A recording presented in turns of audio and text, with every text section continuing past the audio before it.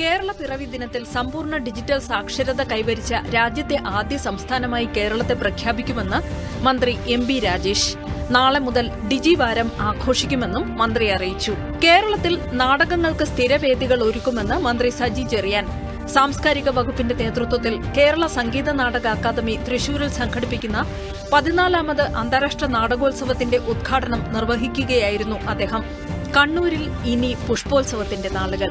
ജില്ലാ agri horticulture സൊസൈറ്റിയുടെ നേതൃത്വത്തിൽ ഈ മാസം 19 വരെ പോലീസ് മൈതാനിയിൽ നടക്കുന്ന പുഷ്പോത്സവം സ്പീക്കർ എം.എൻ. ഷംസീർ ഉദ്ഘാടനം ചെയ്തു.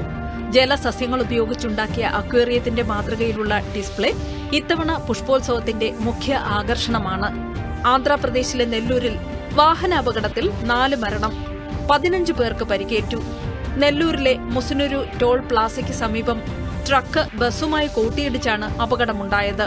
സ്വകാര്യ ബസ്സുകളിൽ വിദ്യാർത്ഥികൾക്ക് സർക്കാർ നിശ്ചയിച്ച കൺസഷൻ നിരക്ക് ലഭിക്കുന്നു എന്ന് ഉറപ്പാക്കണമെന്ന് ബാലാവകാശ കമ്മീഷൻ ഉത്തരവ്.